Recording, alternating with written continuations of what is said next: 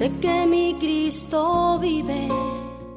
En la palabra de Dios, la Biblia, hay un mensaje para ti, para mí y para toda la humanidad, el Evangelio de Jesucristo. Certeza es la razón, la existencia. Certeza es el alfa y omega. Un mensaje para ti.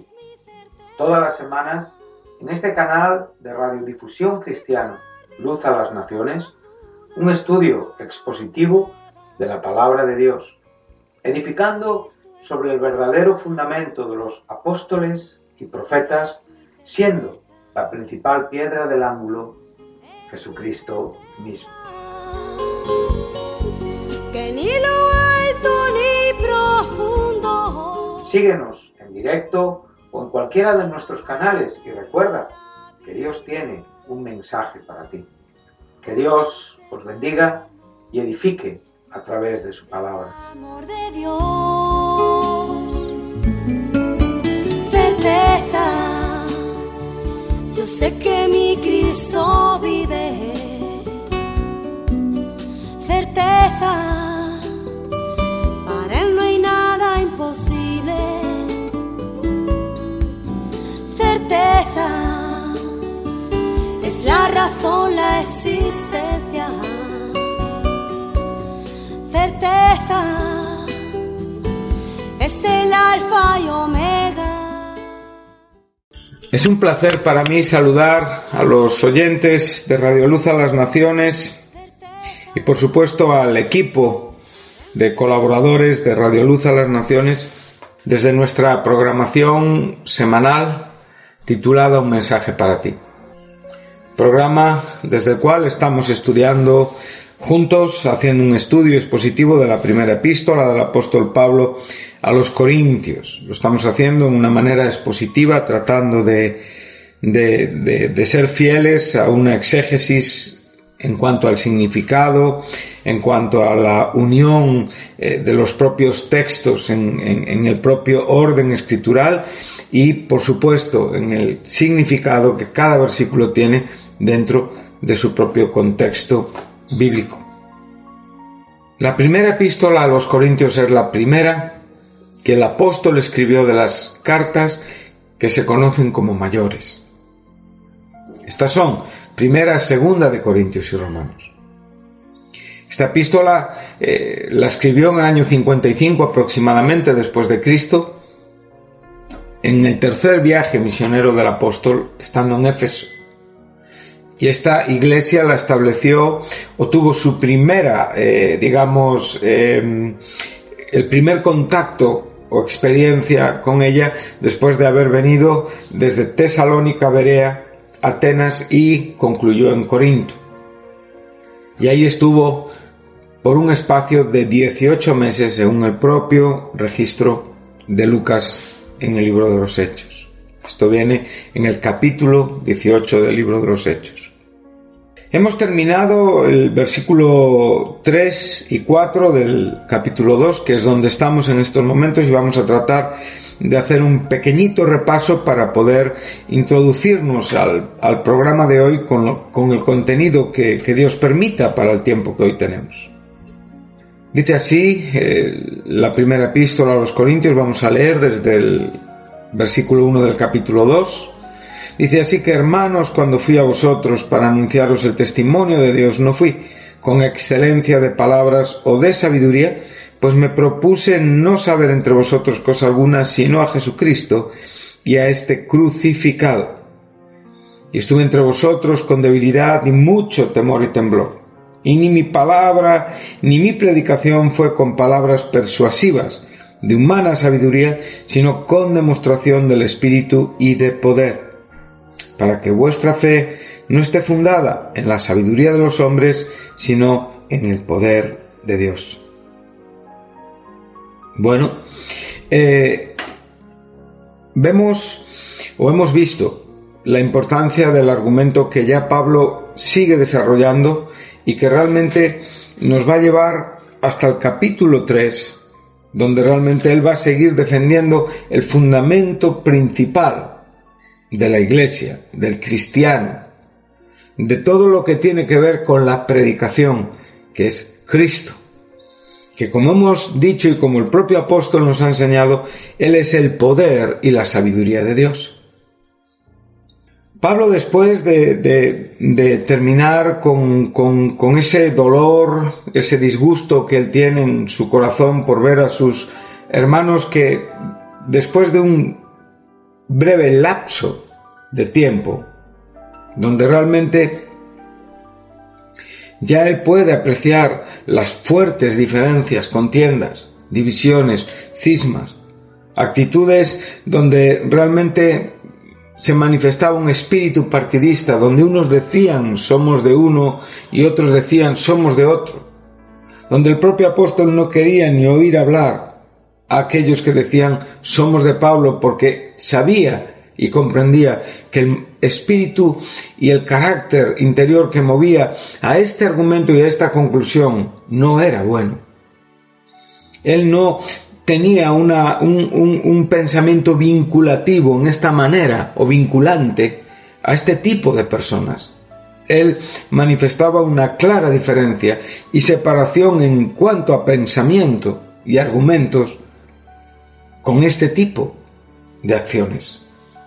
Y por eso él concluye en el verso 17 del capítulo 1 diciendo: no me envió Cristo a bautizar, sino a predicar el Evangelio, no con la sofía de logos, con la sabiduría de palabras, sino con la propia acción poderosa de Dios. ¿Con qué propósito? No vaciar de poder o hacer vana, que es, como dice en la Reina Valera, la cruz de Cristo. Esta frase nos está diciendo vaciar de poder.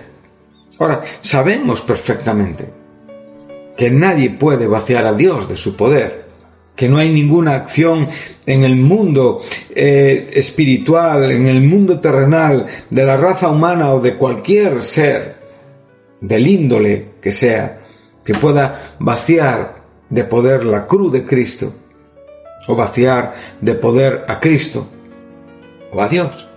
Por lo tanto, lo que aquí se nos está enseñando tiene que ver con la propia vanidad de un ministerio en el que realmente nuestra exposición está vacía del respaldo de Dios.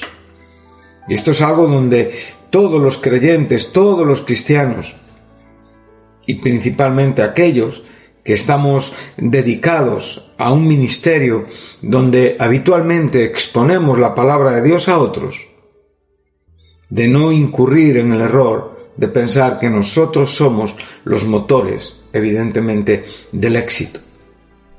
Empezaremos a confiar en nosotros mismos, empezaremos a pensar que nosotros estamos distinguidos de otros sencillamente porque tenemos un don mayor que otros.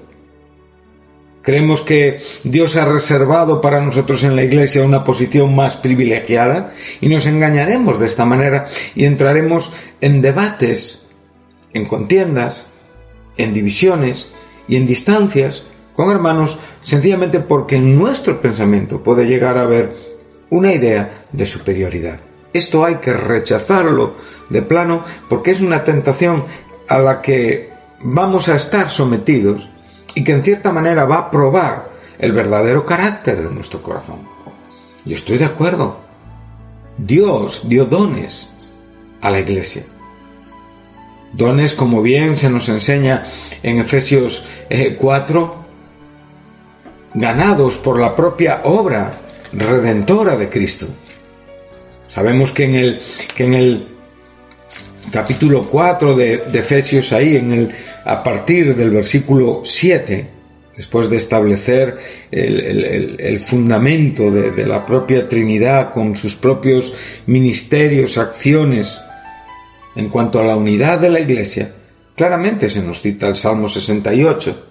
Pablo hace un paralelismo con el Salmo 68 en el verso 18, donde claramente dice que Cristo repartió dones a los hombres.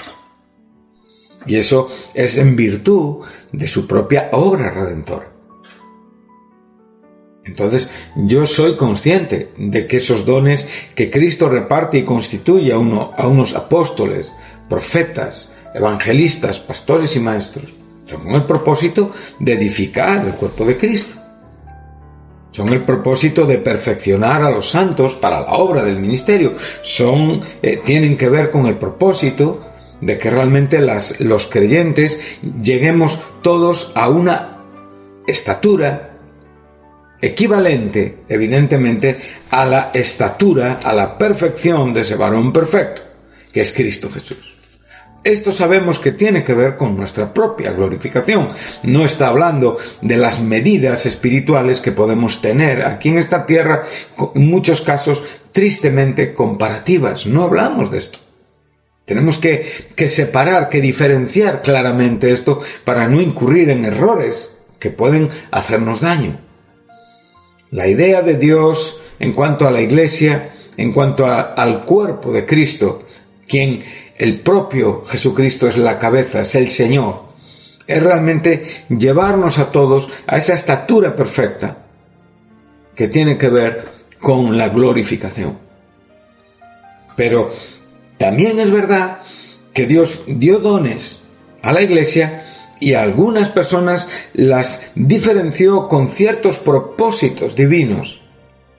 Las separó, o sea, es una diferencia santa. Tiene que ver con algo santo, no puede ser causa nunca de jactancia en nosotros.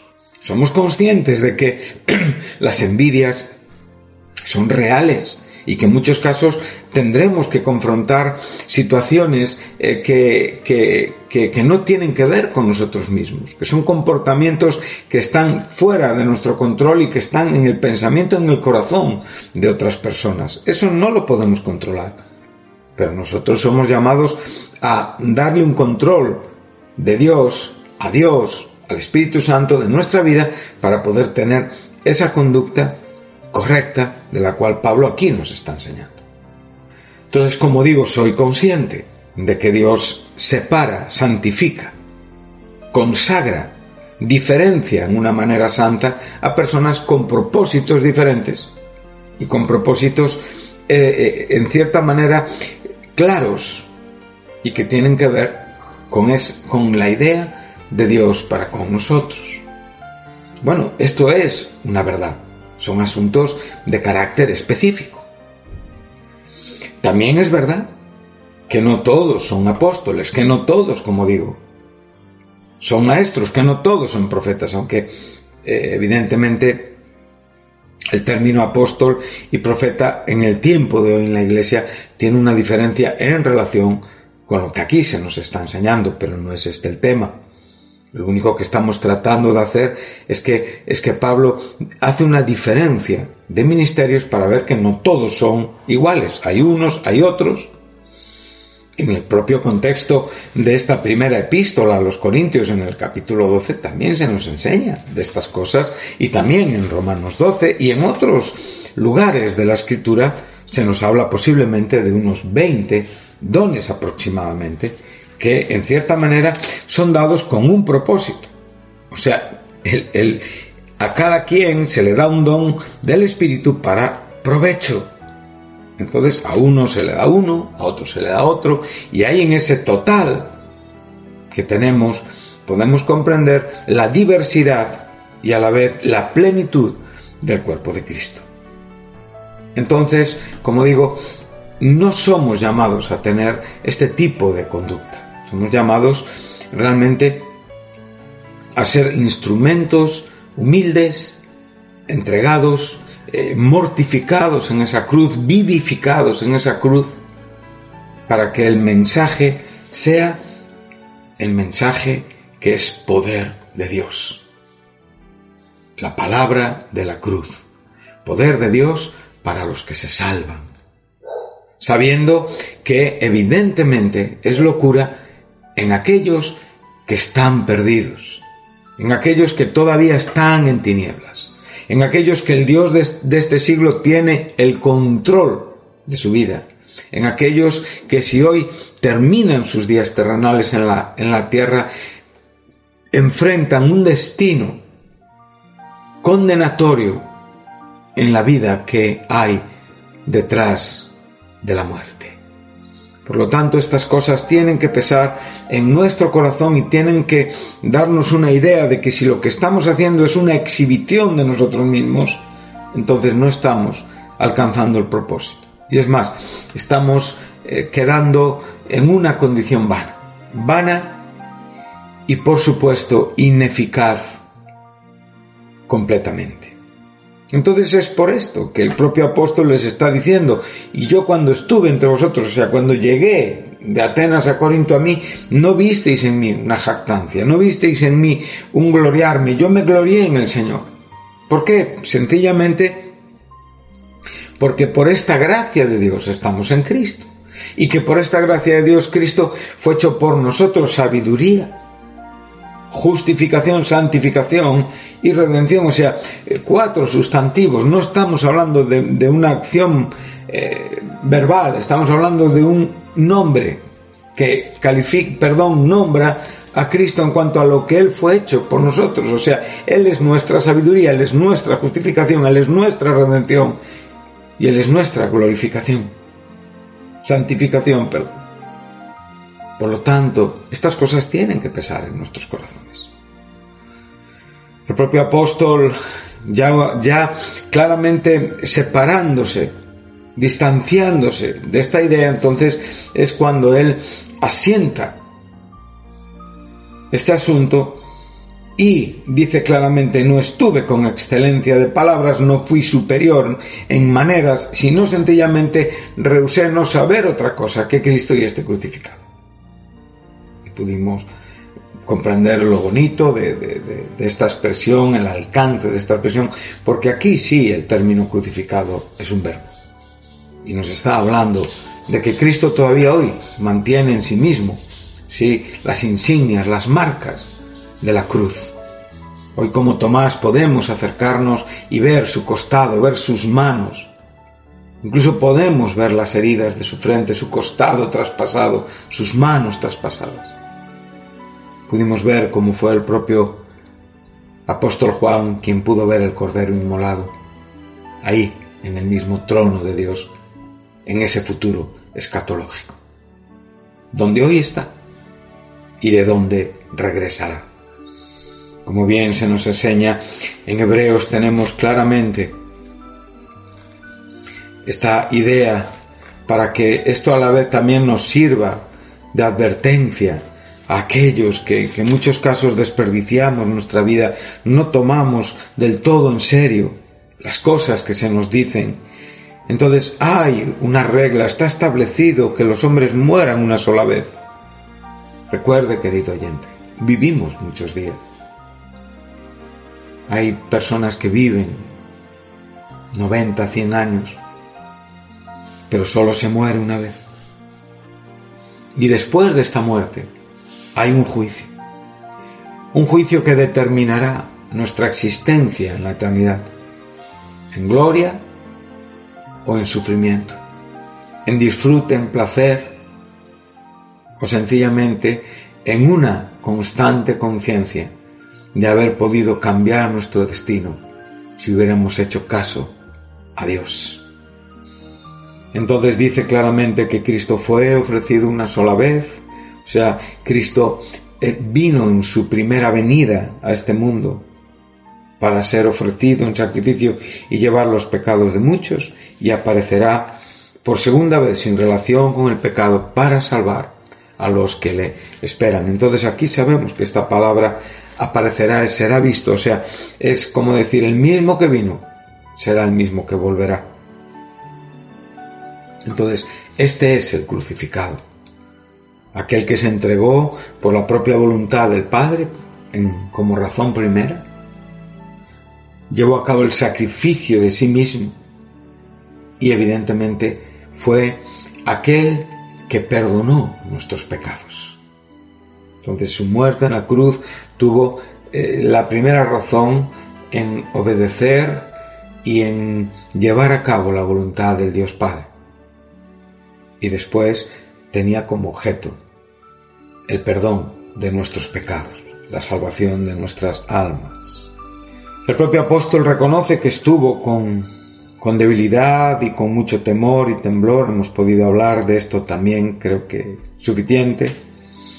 Entonces él ahora está diciendo, y mi palabra, o sea, y mi predicación, lo cual está usando dos términos para decirnos lo mismo, dice que fue con palabras, no fue con palabras persuasivas de humana sabiduría. Aquí Pablo se está una vez más distanciando, desligando de la idea de la predicación, usando la sabiduría, la retórica, aquello que realmente impactaba lo externo, pero no cambiaba el corazón de nadie, y en el fin era algo que concluía en una jactancia vana, inútil e inservible, como dije, de la cual debemos de huir. Entonces él ahora dice, porque aquí el término persuasivo es un término que es muy curioso, porque realmente no aparece en algunos manuscritos antiguos. Entonces se piensa que es una palabra que fue cambiada en el propio desarrollo de los propios escribas, que fueron traduciendo los diferentes textos. Y tiene que ver con un término que es muy similar, porque es la única vez que sale esta palabra en todo el Nuevo Testamento. Sin embargo, tenemos otros términos que son similares y que tienen que ver con convencer en una manera buena. Pero yo creo que aquí el apóstol lo que realmente está tratando de decir sencillamente es rechazar la retórica, la lógica y la propia sabiduría humana, que ya, como dije, lo ha hecho en el 1.17, lo volvió a hacer en el 2.1, donde dice: cuando fui a vosotros, hermanos, proclamándoos el testimonio de Dios, no fui con superioridad de palabras o de sabiduría, y lo volverá a decir en el verso 13, que es un versículo que es posterior a donde estamos ahora estudiando, de lo cual también hablamos, no con palabras enseñadas por sabiduría humana, sino con las enseñadas por el Espíritu, combinando pensamientos espirituales con palabras espirituales. Estamos leyendo la Biblia de las Américas. Por lo tanto, entendemos que aquí estas palabras convincentes no las está presentando en una manera positiva, sino realmente las está trayendo en relación con estos sofistas retóricos que realmente convencían, persuadían por medio de una humana sabiduría que es totalmente contraria a la palabra de la cruz, a la sabiduría de Dios. Entonces, Pablo dice, entonces, mi palabra y mi predicación fue llevada a cabo con demostración. Entonces, una vez que nos desligamos de que realmente Pablo se desvincula de la intención de mostrar una predicación sofisticada, que era de tanta estima en el contexto cultural de este tiempo y en esta ciudad y en esta cultura, ahora lo que Pablo va a decirnos es sencillamente, realmente mi mensaje se tornó convincente por medio de la demostración. Entonces, aquí tenemos este término apodixis. Sí, es un término que, como digo, también es la única vez que sale en el Nuevo Testamento. Por lo tanto, Pablo está tratando de enseñarnos que esta demostración es la prueba de la veracidad del mensaje que él predica. Él no está presentando un mensaje original, él no está presentando un mensaje adornado, él sencillamente está siendo fiel a unos principios divinos que tienen que ver con el testimonio de Dios, con el misterio de Dios, con el Evangelio de Jesucristo. Entonces, esta prueba es inequívoca, y lo que trata de enseñarnos es que en esta misma demostración o prueba está realmente el resultado. O sea, no tiene que ver con una exhibición, sino tiene que ver con una prueba que genera o que resulta en convicción. O sea, está diciendo, la prueba de mi predicación es una demostración del Espíritu y de poder. O sea, tiene que ver con que vosotros que me habéis escuchado habéis sido el resultado claramente irrefutable de una conversión imposible por ningún tipo de filosofía humana y únicamente hecha posible por la acción y el poder del Espíritu Santo. Entonces aquí esta palabra demostración tiene la fuerza de una prueba. No es una exhibición, sino es una verdad que les ha llevado a convicción. Me gusta mucho, si me permiten, cuando el apóstol Pablo escribe a los tesalonicenses, dice claramente lo que el propio Evangelio llevó a cabo en esta iglesia de Tesalónica. También estamos en Grecia. Dice, pues nuestro Evangelio, es una carta que se escribió antes que la carta a los Corintios. Dice, pues nuestro Evangelio no llegó a vosotros en palabras solamente, sino también en poder, en el Espíritu Santo y en plena certidumbre. Y ahora, si me permiten dar un salto en los propios versículos para ir a donde nos interesan. Entonces, dice, en plena certidumbre, aquí tenemos la idea de que esta demostración está llevándonos al resultado de que quedaron convencidos, ¿sí?, de lo que Pablo predicaba. Y dice, porque ellos mismos cuentan de nosotros la manera en que nos recibisteis, o sea, otras iglesias estaban dando testimonio, en Macedonia, en Acaya, sí, y en otros lugares diferentes, de cómo los de Tesalónica, los tesalonicenses, habían recibido el Evangelio y como consecuencia de del propio poder del contenido del mensaje, se convirtieron de los ídolos a Dios para servir al Dios vivo y verdadero y esperar de los cielos a su Hijo, al cual resucitó de los muertos, a Jesús, quien nos libra de la ira venidera. Por lo tanto, aquí tenemos un versículo que nos da una amplitud maravillosa en cuanto a todo el contenido del Evangelio.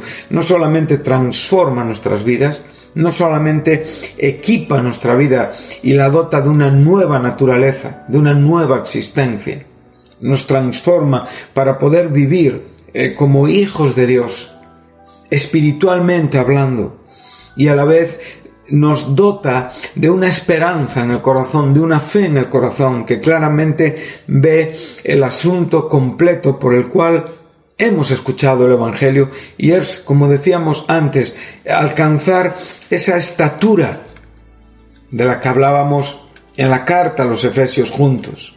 Todos hemos sido llamados, cada creyente ha sido bautizado por el Espíritu en el cuerpo de Cristo con este fin, que realmente todos lleguemos a la unidad de la fe y del conocimiento del Hijo de Dios, a un varón perfecto a la medida de la estatura de la plenitud de Cristo.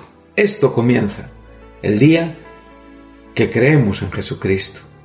Esto comienza el día que somos transformados. Esto continúa en el propio desarrollo de la experiencia santificadora y consagrada de nuestra vida. Tenemos una vida santificada en un sentido posicional por la propia obra llevada a cabo por Dios en Cristo Jesús, que nos ha hecho, nos ha constituido, nos ha transformado en santos. Y tenemos una clara evidencia práctica en la propia vida santificada diaria y continuamente, a través de todos los medios de la gracia que el Señor ha puesto a nuestra disposición, la lectura, la oración, todas aquellas manifestaciones, frutos, obras que tienen que ver con el Espíritu Santo, esas buenas obras que Dios ha dispuesto ha dispuesto, de antemano para que anduviésemos en ellas. Por lo tanto, en este desarrollo estamos viviendo y experimentando, haciéndonos fuertes. No vamos a ser llevados por cualquier tipo de doctrina, no vamos a ser convencidos por ninguna manifestación extraordinaria en el sentido de esas formas tan carismáticas, tan espectaculares, pero que únicamente son expresiones humanas vacías de poder. Estamos creciendo uniformemente, simultáneamente con nuestros miembros, con otros miembros, nuestros hermanos. Y como digo, ayudándonos mutuamente y siguiendo esa actividad propia, desarrollando ese don que cada uno de nosotros tenemos sin ningún tipo de competencia o de envidia o de problemática, sino sencillamente disfrutando de la diversidad, de la multiforme gracia de Dios en nosotros y en el resto de los creyentes. Aquellos que ya duermen y en la presencia de Dios están esperando el día glorioso en el que Cristo realmente regrese, nos libre de la ira venidera y nos resucite con Él y nos glorifique para una condición eterna. Estos son las características que acompañan al Evangelio y el poder innato. Entonces, como estamos diciendo, con demostración del Espíritu y de poder. Esto puede estar hablándonos, como digo, principalmente, y creo, de la propia conversión, de lo que realmente ha sido, y también las propias señales, posiblemente, que el propio apóstol a veces manifestaba. Tenemos diferentes versículos en el libro, principalmente en el libro de los Hechos, donde sabemos cómo aquel Eutico cayó y cómo el propio apóstol se tendió sobre él, lo abrazó y dijo: está vivo. No sabemos si ese chico llegó a fallecer, pero la realidad es que el apóstol lo abrazó y ese chico no estaba bien, estaba sano. En el propio capítulo 19 del libro de los Hechos, también en un contexto interesante, el propio Lucas nos enseña claramente y dice que Dios hacía milagros extraordinarios por Pablo, y esto sabemos que es cuando Pablo estaba en Efeso, de tal manera que incluso llevaban pañuelos o delantales de su cuerpo a los enfermos y las enfermedades los dejaban y los malos espíritus se iban de ellos. Por lo tanto, vemos estas dos cositas en esa demostración de espíritu y de poder. Entonces, queridos oyentes, concluimos. El Evangelio nos enseña que la única esperanza de la humanidad estaba y estará en la gracia del Padre, en la obra terminada del Hijo y en el poder del Espíritu Santo. O sea, Dios es la única fuente o base verdadera para la salvación. Es la única fuente de verdadera confianza. A quien tenemos que escuchar, estar atentos, es la revelación de Dios. No tiene que ver con un descubrimiento humano. Es la sabiduría de Dios, no es la sabiduría humana, la elocuencia o la lógica. Por lo tanto, el Evangelio de Dios manifiesta que esa respuesta apropiada de los hombres en arrepentimiento, fe, obediencia y perseverancia son las claves de la vida eterna. Y esto es lo que les enseñó, demostración de espíritu y de poder. ¿Con qué propósito? Que los hombres que resultaban como consecuencia, y este versículo es con el que iniciaremos el próximo programa, no estuvieran apoyados en débiles formas o sabiduría humana, sino únicamente en el poder de Dios, que es vinculante con el propio versículo 4, que es la conversión y la transformación milagrosa de los hombres, pecadores a santos, muertos en delitos y pecados, a vivificados y resucitados con Cristo Jesús. Que Dios les bendiga y les espero en el próximo programa. Muchas gracias.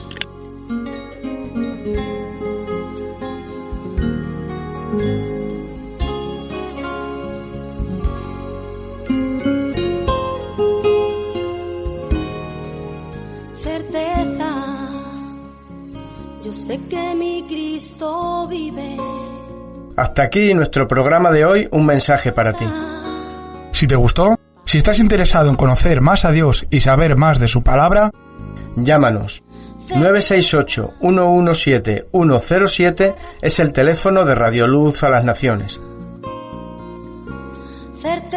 Si no tienes una Biblia y quieres conseguir una, te enviaremos sin compromiso un ejemplar de la misma.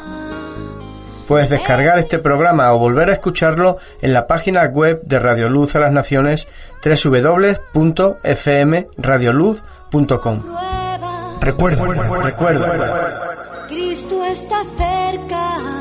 Todos los sábados hay un mensaje para ti. No te lo pierdas.